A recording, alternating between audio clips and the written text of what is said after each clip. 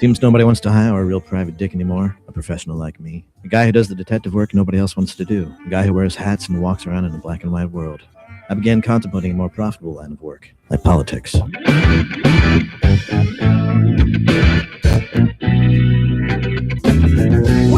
the show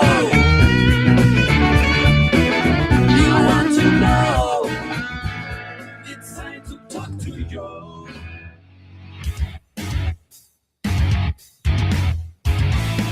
All right, folks, good morning, and welcome to this Thursday edition of the Joe Mangiacotti Show here on AM 830 WCRN. I'm Joe Mangiacotti, and for the next hour, you can join the conversation at 508-871-7000. That's 508-871-7000. And don't forget our text line is up and running at 617-297-8388. 617-297-8388. Text it like you would anybody else, and it appears here in the studio, on the screen, real time. We try to work it into the conversation. And, of course, you can always email the show at joemshow@gmail.com. Let's take care of some housekeeping. Apologies for yesterday's show. We had to do a replay. About, 15 minutes or so before airtime, I lost power in my building. So we're too close to call here to make other arrangements. Apologies for that. Don't forget the station does stream 24/7 to the TuneIn app, like thousands of other radio stations do. So it's very easy to take us anywhere, and I love that feature. You can also tell Alexa to play WCRN. She'll do that, no questions asked. That's a pretty cool thing. Now, this show is turned into a podcast when I get off the air, so you can subscribe as a podcast at Spotify, iHeartRadio, Podbean, where you get your podcasts. Just check it out or go to joemangishow.com. We have Conrad behind the glass flying the board back at HQ. Good morning, Conrad. You look marvelous. Good morning, Joe. Back at you. So we got a lot of news to talk about, folks. And don't forget, we do have the WCRN replay link on our website at WCRNradio.com. Now, this is the first time that I've been on the air since Vincent Pastore passed away. And for me, it wasn't just a celebrity obituary, because Vinny was a friend, a fellow cast member in a Rhode Island production of Thunder Doyle. This was a movie that I was in when we shot it with him, and actually a lot of members from the Sopranos TV show. And millions of people knew Vincent Pastore as Big Pussy Pompansario. And now I knew Vinny as a working actor, a friend, a man I had the privilege of appearing with in that movie, Thunder Doyle. And he just had a birthday a few weeks ago, close to mine in July. We were unable to get down to it. I had, other than my own birthday going, I had a wedding and a lot of stuff going on, so I didn't make it to his last birthday party. So this movie, it was created in the early 2000s, and then we started shooting it, 2007, 8, in that time frame, I guess it was. And the premise of it is Thunder Doyle is based on a character, Jack Doyle, which is played by Vinny Paz, right, the middleweight champion. So a real-life boxer plays it. And the premise of it is he goes to prison for killing his father. Now, he killed his father because he was beating on the mother. He went to defend the mother, but he's a boxer, and he over-defended. So he ends up killing his father, manslaughter. He goes to prison. He gets out. He doesn't have a lot of options. He ends up finding his way to a circus. And the guy running this circus is a guy named Rafferty, and that's played by Vinny Pastore.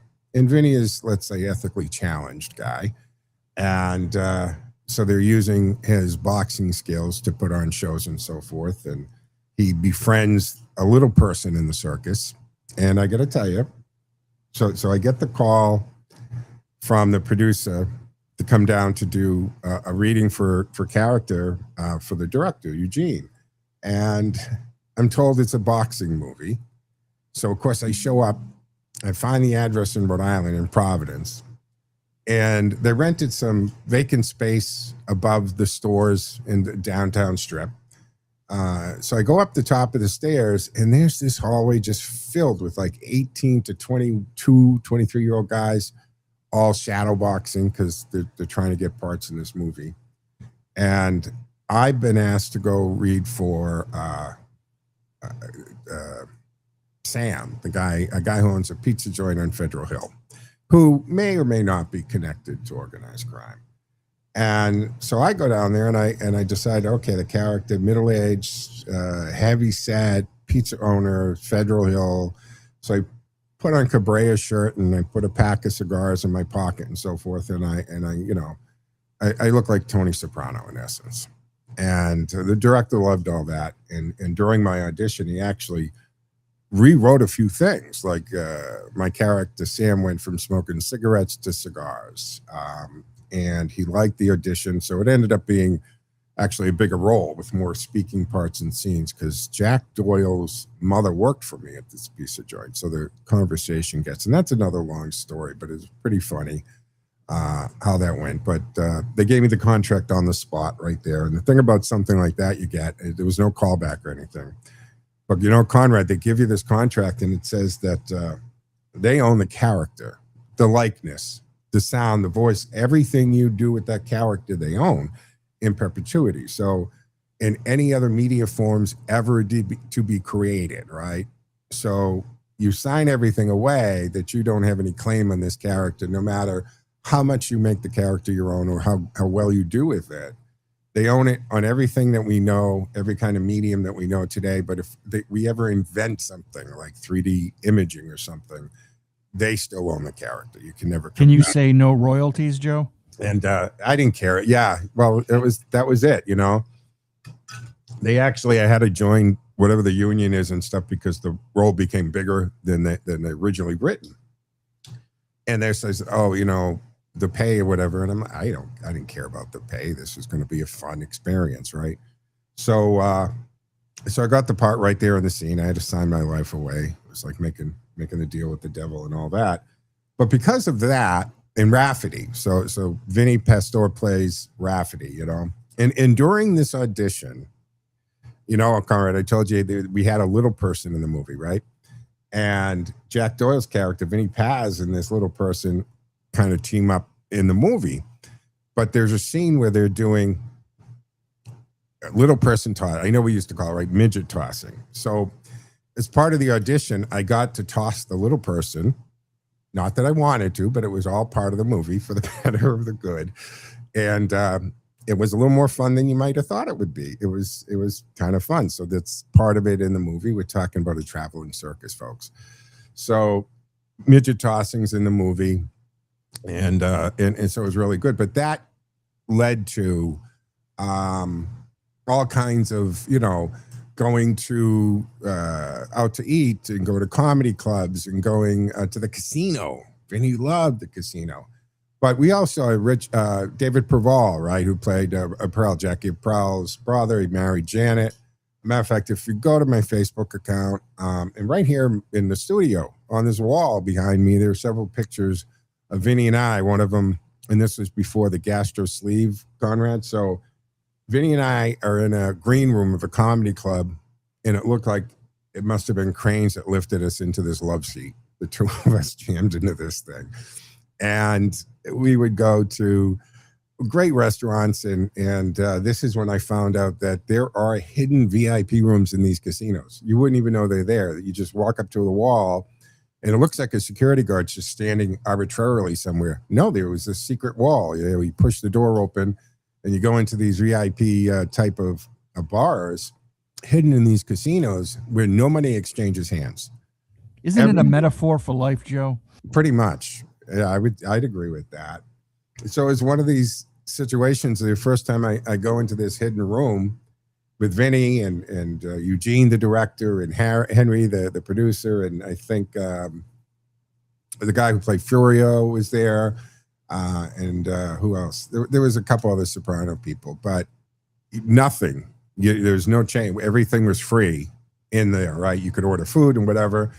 And I'll admit, this is the first time I had Johnny Blue Label, right? Because I think it was $150, $200 a shot or something like that.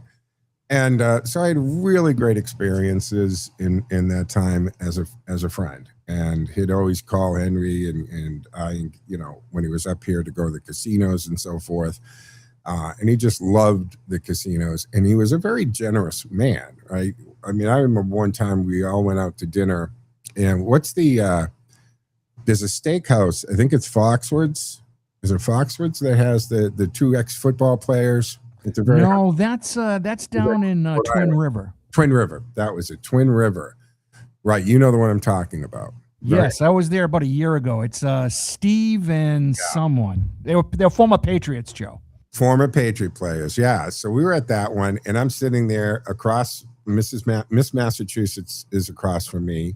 The current title owner in a boxer was dating her. Right. So there's this like 22, 23 of us. And sure enough, at the end of the thing, we're all expecting, and they go, no, Vinny, it's all taken care of. And he took care of it. He says, yeah, just tip them out. I think they did very well. I mean, we just had probably $1.20 a person meal at least, right? I think a steak there was what, $65 minimum. Yeah, it was very good. So we all I think we all threw a C note in for the tip. It was just, but that's the kind of guy he was.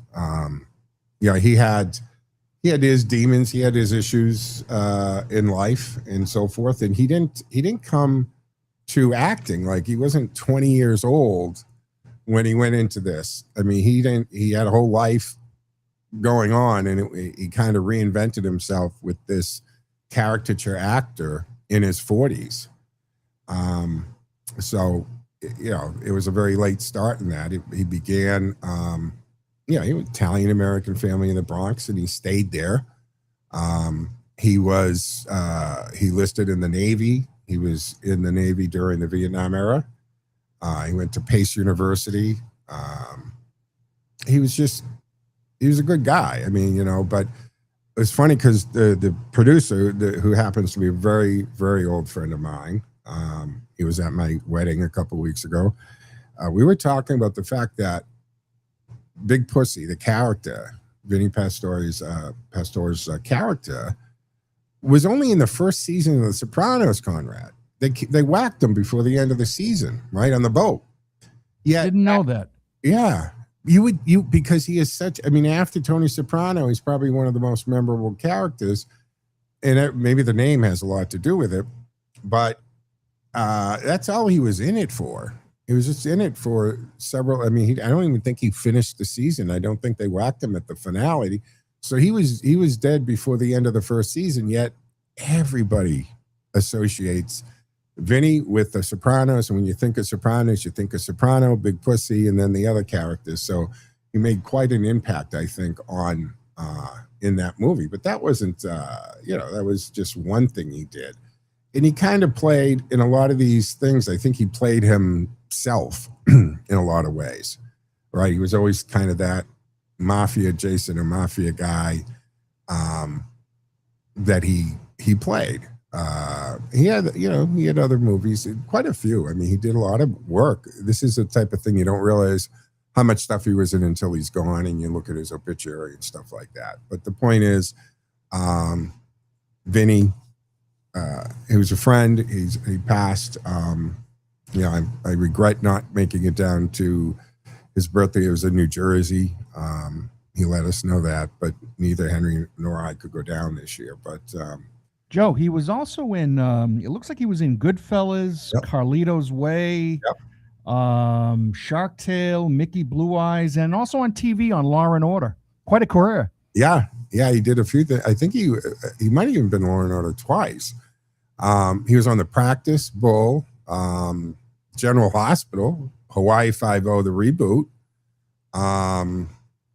Wu-Tang, that American saga. He was also on a Woody Allen movie, Bullets Over Broadway, back in 2014. Kind of interesting. Yeah, and he was in an episode of Apprentice, Celebrity Apprentice, right? I don't know if you remember this one, but he kind of, because it was him and Pierce Brosnan, not Pierce Brosnan, Pierce Morgan. The British guy. Right, yeah. We see him on Fox a lot and stuff. And those two clashed. And Vinny was starting to really get into the character that he does, acting like, you better shut up, Pierce, and this and that. He goes, why? What are you gonna have me whacked and stuff? He goes, you don't know what you don't know. It was just hysterical. And he had them orchestrate him getting kicked out of that team, and he went to the other team, but to be a rat to spy on them.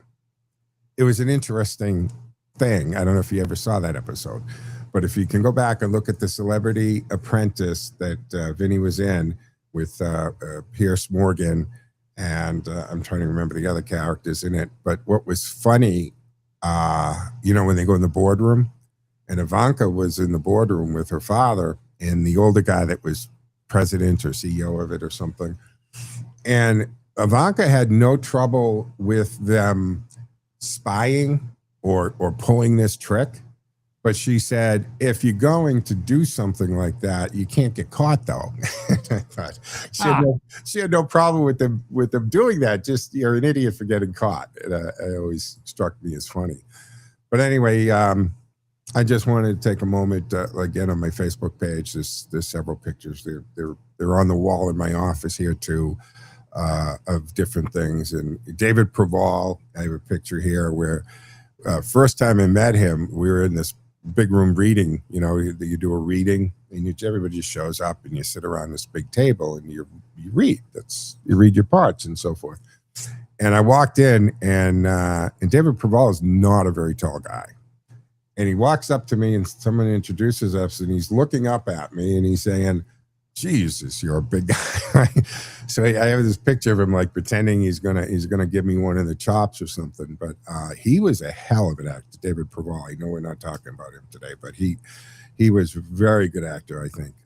And he did a great job until Janice took him out in the kitchen. Remember that? Because she smacked him. But anyway, it was a fun experience. That also led to other things, because the director that was doing that was involved with Outside Providence, which was, I think it was an HBO show. And he liked how I portrayed Sam. So I ended up as a character on this TV show doing the, like one of the lieutenants for the mob guy. And my job was to look after the guma. You know what a guma is, Conrad? No, I do not. That's the girlfriend, right? So you take your wives out on Friday night, but you take your gumar out on Saturday night. And so we filmed a lot of scenes there at Club Moe in Providence that shut it down for the night and make it into a movie set or TV set that we were doing for HBO. So I think I was in 4 episodes of that. So that, in one thing, it leads to another thing, and you get different stuff. But I felt like I was getting very much like Vinny. I was starting to get character acted as a mob guy, So you play the first one as mob adjacent, and they're like, okay. And the next role I got was actually very much as one of the crew for this mob boss. So I guess that's how it works sometimes, right? But it was fun. Vinny was a friend. It was sad to see him go. Got to see him, fairly regular, because he loved to come up to Twin River, Foxwoods, or just come up and hang around. And he didn't have an off switch when you went out, right? And the thing where he would do things and got away with it. I mean, we'd be in the North End, and he'd just triple park the car, get out, walk right by the whole line, and right in, and him and Vinny Paz would do the same thing. Go behind the counter, Conrad, at the restaurant or at the counter at the whatever it was, and just help themselves to food. And nobody stopped them. They were all happy. Oh, let me take a picture and everything. And it was crazy. You and I did that. We're going to get beat, or the cops are going to get called. I mean, both of them did it all the time. And it was just the way they rolled and the way they went out. But anyway, Vinny Pastore, friend of mine, sorry about his passing. He thinned out a lot. He wasn't looking great. My friend and I were both talking about that actually a little while ago, saying, do you think anything, do you think he might be sick or something going on? Well, according to what I'm seeing, Joe, it looks like in 2014, he was diagnosed with prostate cancer. It depends how So he had a 12-year run with the cancer. Yeah. I know a lot of people have been, have been living with cancer for 15, 20 years. You can do it, if you can stop it from progressing. Ideally, it would be great if you could, get it out of your system, but that's a whole health show. We'd have to bring in another crew from the station to talk about all those holistic methods, I guess, that you can do. But I'm placing a call to Phil right now. yeah, Phil and Frankie and everybody else will get. But just don't call Dr. Fauci. That's all. All right, folks, let's talk about the show here and what's going on. Again, Joe Mangiacotti here, Conrad flying the board behind the glass back at HQ. You can join the conversation at 508-871-7000. That's 508-871-7000. Lines are open and available. Conrad will get you into the studio for two-way talking conversation. And don't forget the text line, also available at 617-297-8388, 617-297-8388. So here we are. And I got to ask you something. I don't know how much you watched of everything, but, who can American people trust, right? Can we trust the public health officials who control their lives during COVID? Can we trust the Iranian regime that has spent nearly half a century chanting death to America and financing terrorism? Can traditional Democrats trust political parties that increasingly allows socialists, independents, and far-left activists to use its ballots line, its infrastructure, its money, while pushing actual Democrats out of the room? This I don't get. Bernie Sanders is beyond Jeffries or Schumer is really the face of and the spokesperson for the Democratic Party, and he's not even a Democrat. He's an independent, registered independent. And can we trust the federal government that cannot even secure the computer systems controlling the water coming out of the faucets here? Let me start with Fauci. The Senate Homeland Security and Governmental Affairs Committee has now voted to hold Fauci in contempt of Congress after he invoked the Fifth Amendment 111 times during questioning about the government's handling of COVID-19. But Fauci had already received this extraordinarily broad pardon from President Joe Biden, or at least somebody Biden adjacent, covering federal conduct from 2014 through January of 2025. 2014, that is one heck of a look back without mentioning a specific crime to be pardoned from. I have to wonder if I don't think that's ever been done. Now, the pardon power of the president is absolute, and we're not questioning that. It's in the Constitution, it's absolute. But can this be done on such a broad thing? I think that's a question for sharper legal minds than ours. Yet when Congress asked him to explain what happened, the man who once appeared on television nearly every day suddenly had absolutely nothing to say. For years, Fauci never seemed to have trouble finding his voice, right? He lectured us and he scolded us. He told us which businesses could open, which churches should remain closed, how close we could stand to one another, and whether our children should be allowed inside a classroom. He became one of the most powerful unelected officials in American history. But put him under oath, confront him with his own records, and ask him to reconcile his private discussions with his public pronouncements, and suddenly he discovers the Fifth Amendment. So let me be clear. Invoking the Fifth Amendment is a constitutional right.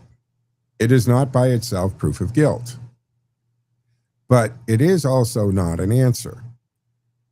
And after years of demanding that Americans follow the science, and from a man who said, "I am the science," Fauci owes this country some answers, in my opinion.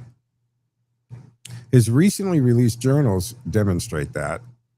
Privately, Fauci and other scientists were discussing serious questions about the various origins at the very beginning of the pandemic. His January 2020 notes recorded that the Wuhan market may have been an amplifier rather than the original source. And later discussions included scientists who believed the aspect of the virus appeared unusual and possibly engineered. It had the markings. Senator Rand Paul argues that this private uncertainty stands in stark contrast with the confidence Fauci later projected publicly, all while knowing this. Critics of Paul dispute some of his interpretations, but nobody can credibly deny that the internal discussion was far less settled than the public was often led to believe here, and that's a scandal. Science is allowed to be uncertain. Scientists are allowed to change their conclusions as new evidence arrives. What they are not entitled to do is conceal uncertainty from the public, present disputed conclusions as unquestionable truth, and then accuse anyone asking legitimate questions of spreading misinformation. Remember the mortality rate argument? In March of 2020, the World Health Organization announced that approximately 3.4% of the reported COVID cases known at that point had resulted in death. And Trump immediately questioned that number. And did they roast him on that? Late night comedy fodder, the alleged journalists and talking shows. He said the real fatality rate among everyone infected, including people with mild or undetected cases, would likely be much lower, perhaps below 1%. And he was mocked for that. And of course, the World Health Organization's a joke.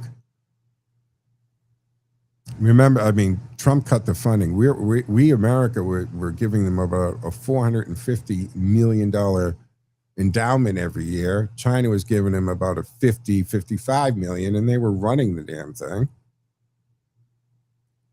But the WHO's 3.4% was a crude case fatality calculation based on confirmed reported cases. It was not proof that 3.4% of every person infected with COVID would die. Even at the same time, experts acknowledged that the large numbers of mild and asymptomatic infections were probably missing from the denominator, in that the true infection fatality rate would therefore be lower.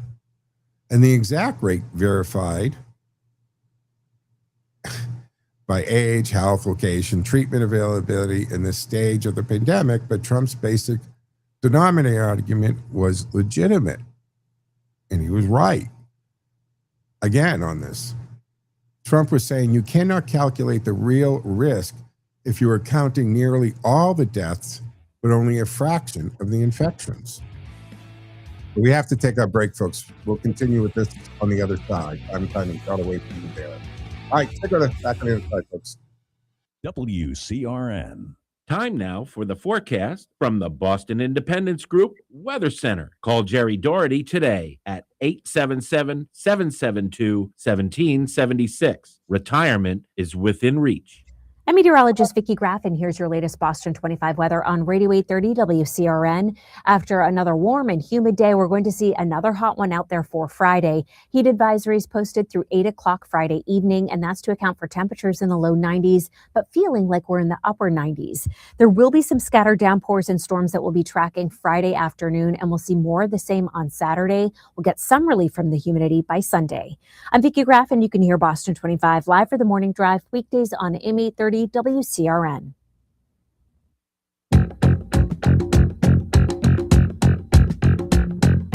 More live and local radio is next. Stay tuned to Radio Central 830 WCRN.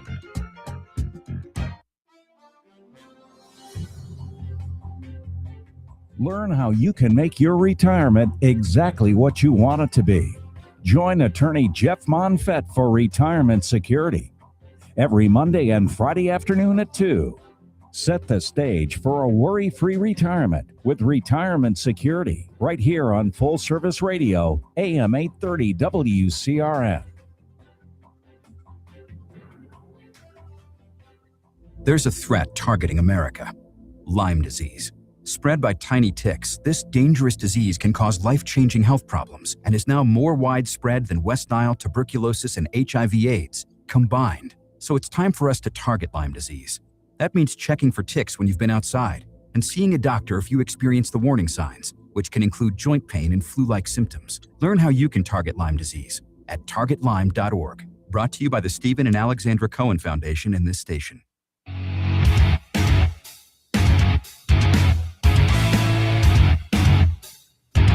All right, folks, welcome back here to the second half, the Thursday edition of the Joe Mangiacotti Show on AM 830 WCRN. I'm Joe Mangiacotti. You can join the conversation for the remainder of the hour at 508-871-7000. That's 508-871-7000, or give us a text at 617-297-8388.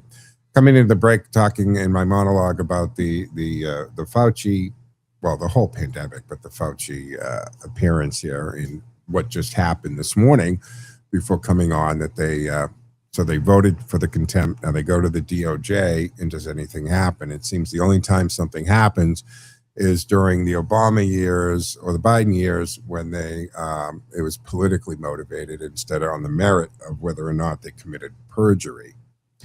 But going back to this 3.4%, it was crude case fatality calculation. Now, Trump is saying you can't do that calculation on the real risk if you're just counting nearly all the deaths, but only a fraction of the infections. And don't forget, we were also doing this weird thing that when somebody died, say through a motor vehicle accident, a bike accident, or cancer, or some reason, if they happen to have been infected with COVID at the time of their death, but their death was not COVID related, they still listed it as a COVID death. Now, that was also because of the money that these hospitals and stuff would get to treat COVID patients. So that's going to skew things tremendously. And I think the day of reckoning, we have to really go back and examine all of these and back those out. Those weren't COVID deaths. They were just people who died that happened to be infected with COVID. It's basic arithmetic.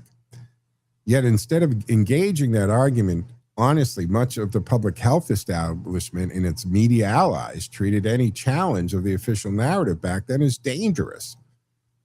We were being canceled and deplatformed back then. And we were forced to take experimental, and listen to the Freedom Health Radio ladies.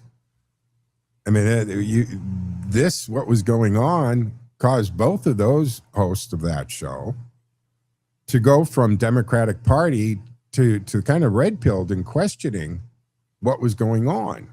Now, I never took Conrad, did you ever take the jab?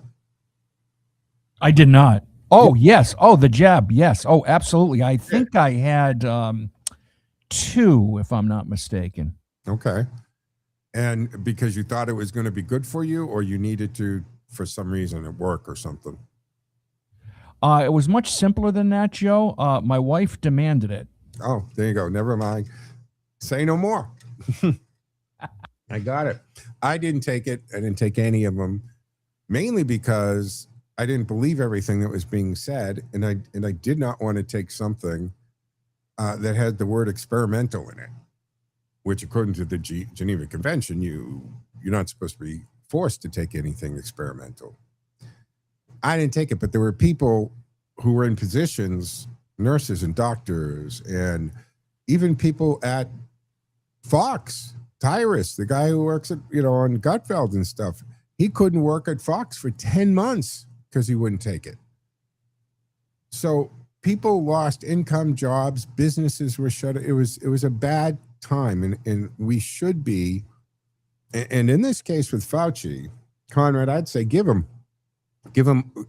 I know this might be controversial, but this is what immunity is also for. He has that pardon, great, but give him absolute blanket immunity with the understanding that he has to answer these questions.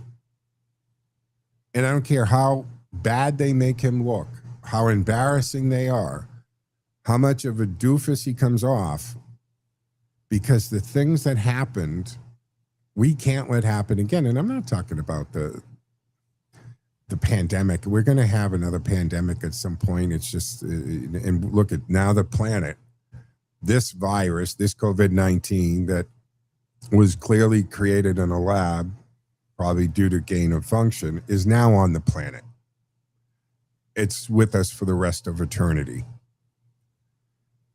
It's going to live on this planet. It's going to exist until all life on this planet is gone.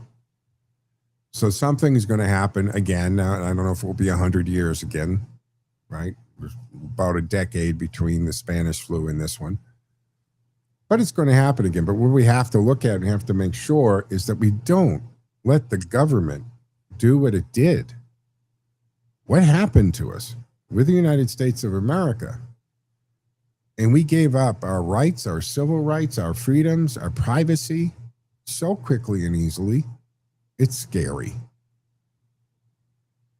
Yet instead of engaging that argument honestly, the public health establishment, media allies, they treated any challenge to that official narrative as dangerous, and that's what they did to us. Consequences were devastating, right? Businesses destroyed, children lost critical educational and development years.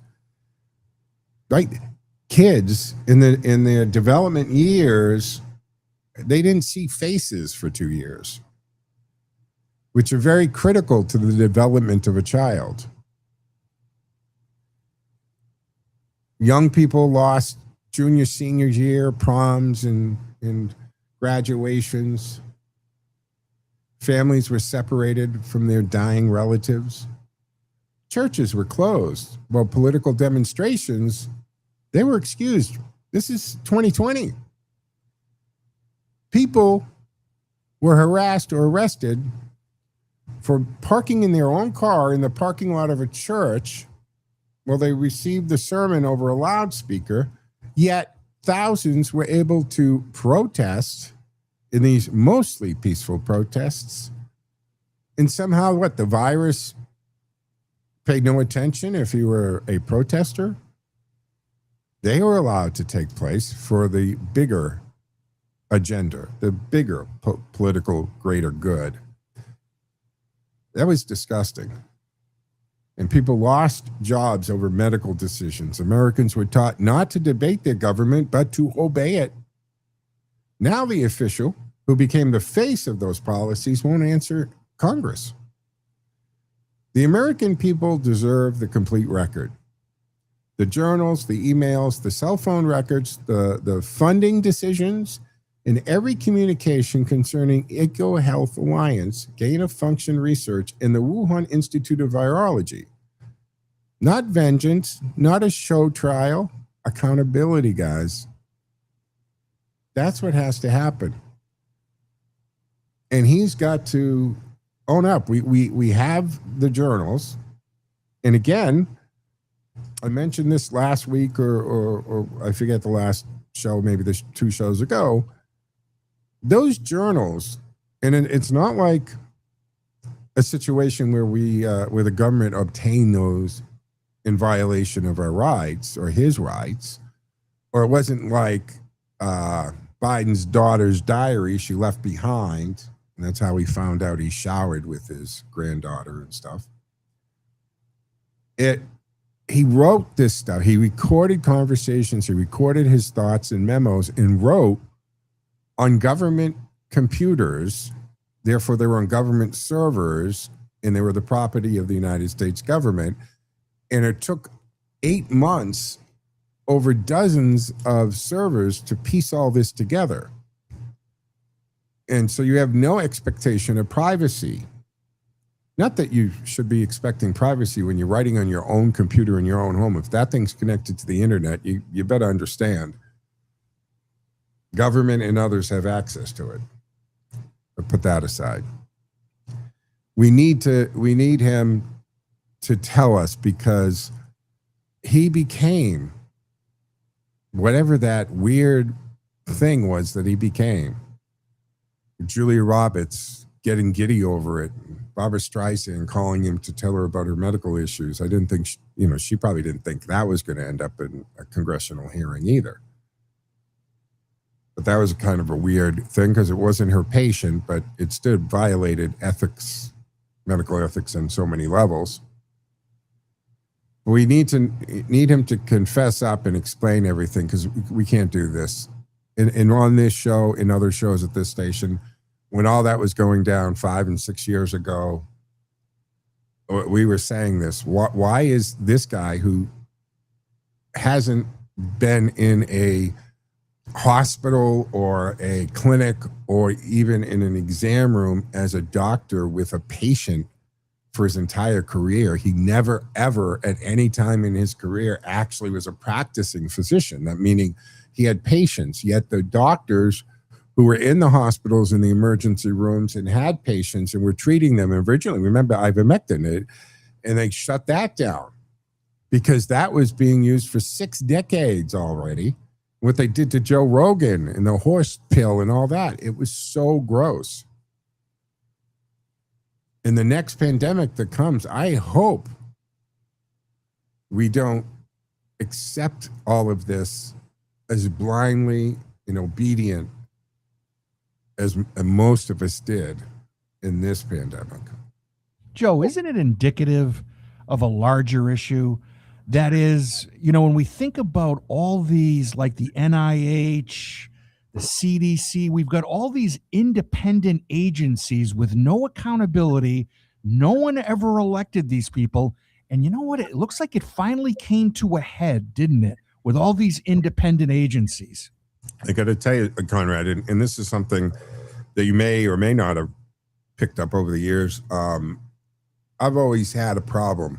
It's maybe my third issue with government or pet peeve, is that all of these agencies and administrations that aren't elected and are there forever can create these rules and regulations that have the effect and or power of law. Exactly. But we didn't elect them. We didn't vote on these, nor did those people that we elected to actually make the laws, because we're an elected republic, not a democracy. But they have the full force of the law, whether it's the EPA. Look at the IRS. IRS strikes fear in the heart of most men. Exactly, Joe. Okay? And their regulations and their rules. And when you get a little tyrannical bureaucrat, they can make your life and maybe your freedom at risk. And that is crazy. And so when something like this happens, I'm going out of my mind because, again, why is he dictating everything on schools and closures and businesses and destroying an economy? And then remember the audio that leaked out where he was talking about, well, if they want to go to this university, you got to take this jab, or the vaccination if you want to work here. And if you make their lives, I'm paraphrasing him, but it was his words, his own words on the recording. If you make their lives a living hell, they'll get rid of the ideological stance pretty quick. And that's exactly what happened. Because the nurse who knew this was not a good thing, who knew, because he's smart enough to know not to put something that has the word experimental in the name in their body. But they had to take it, or they couldn't work, and they couldn't pay their rent or their mortgage and put food on the table for their children. And that actually opened up a whole cottage industry, Conrad, by the way, of the counterfeit documentation. That was a big thing.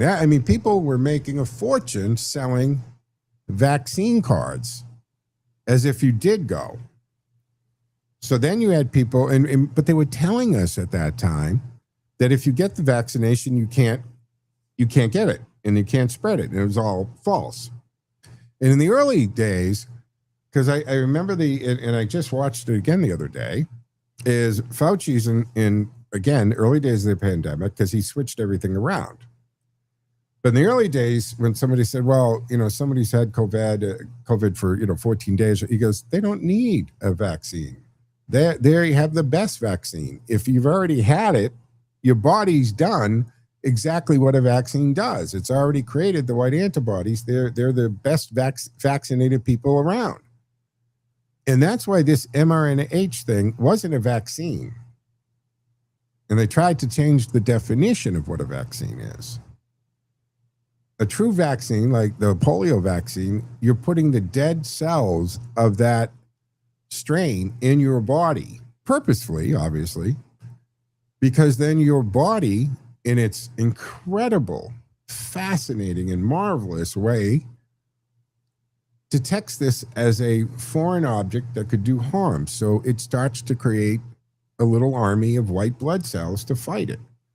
And they build up immunity to it. So if you should get a live version of that same strain, your body is already equipped, right? It has a special forces or a SEAL team ready to go against that virus. That's a vaccination.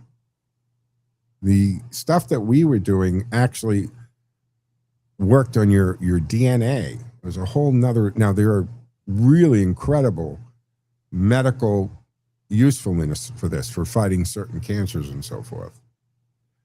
But that's not what was happening.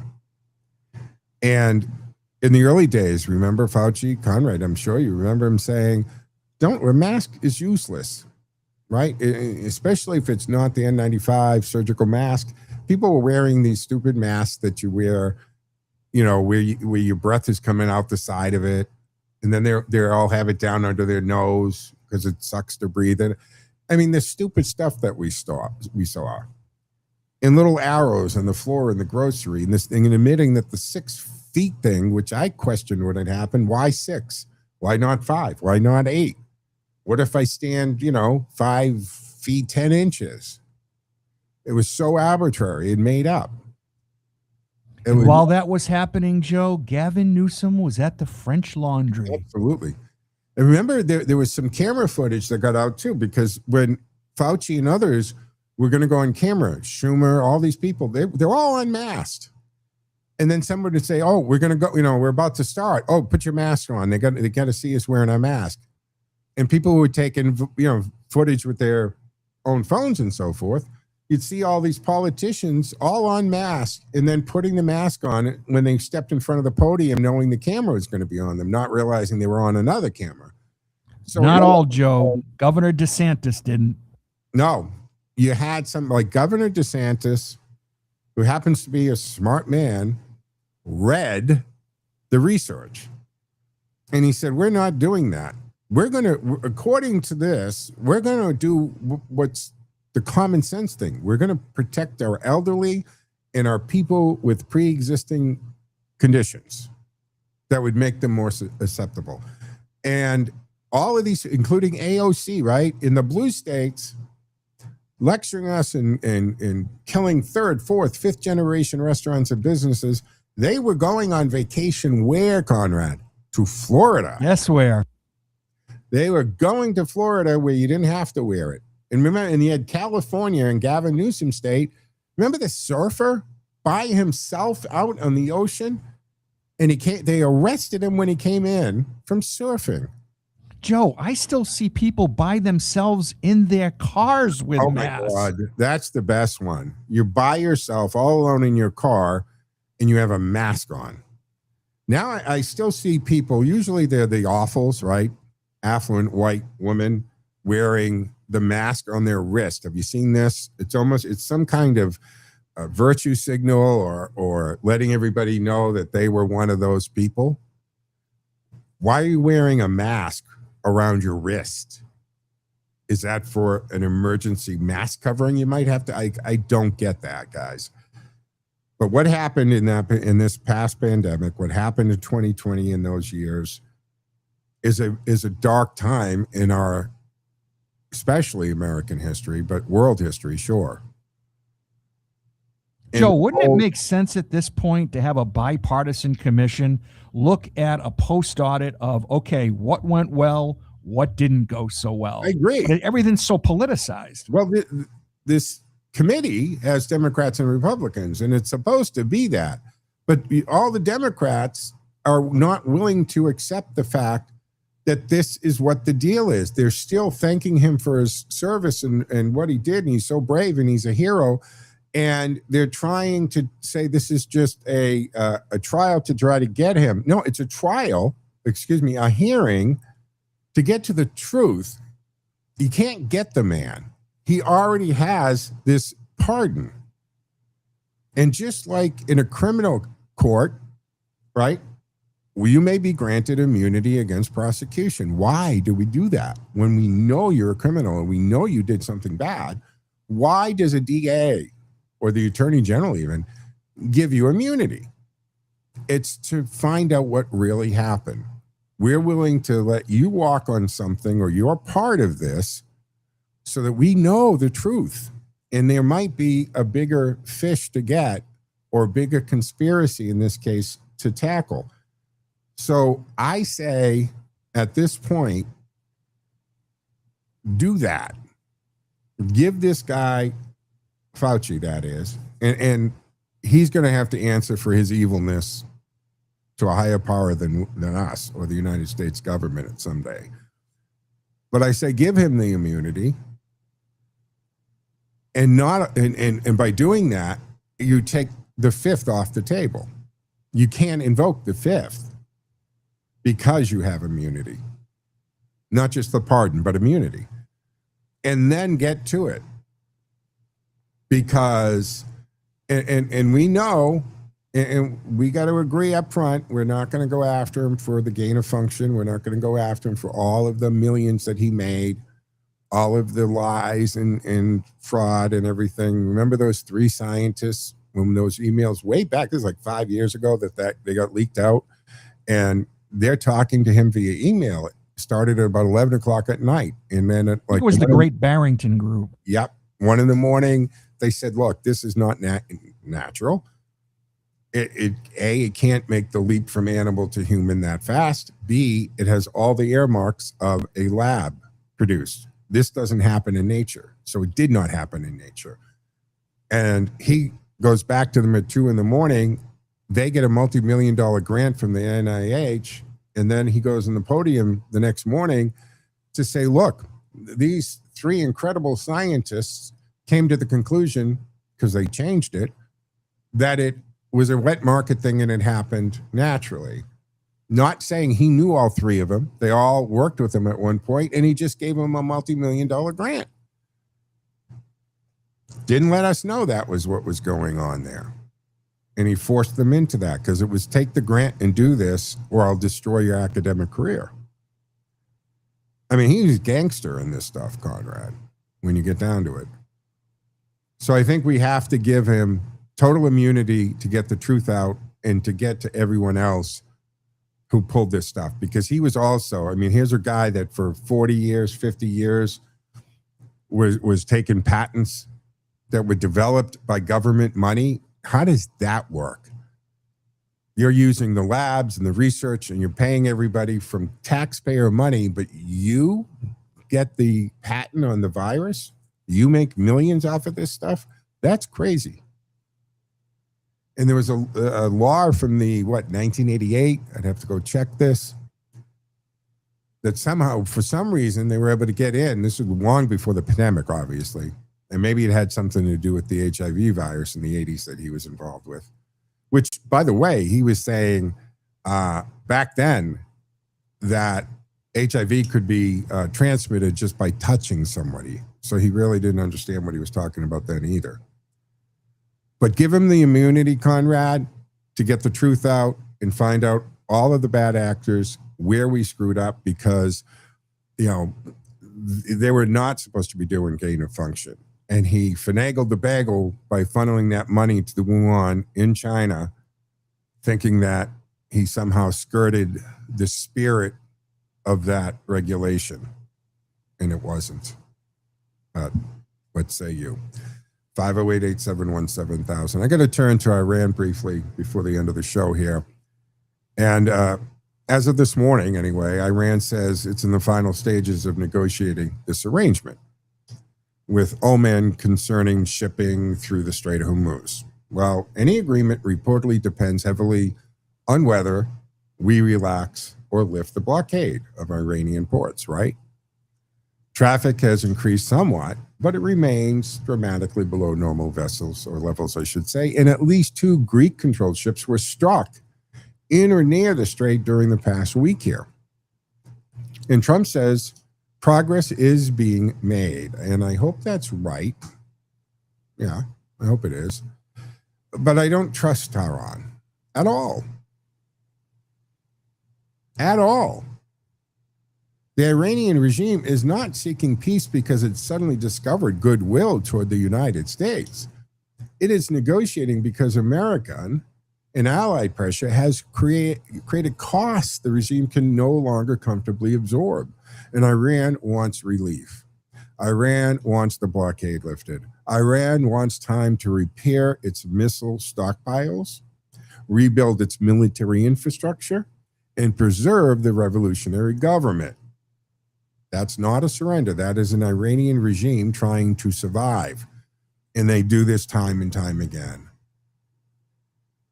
And we have seen this before. 1979, a revolutionary Islamic movement seized control of Iran. On November 4th of that year, militants stormed the United States Embassy in Tehran and took more than 50 American hostages. They held American diplomats for 444 days. That was not simply a disagreement over foreign policy. It was a direct assault upon the United States and the internationally recognized protections afforded to our diplomatic personnel. For nearly half a century, the Islamic Republic has built its identity around hostility toward America, Israel, and the West. It created and supported terrorist proxy organizations.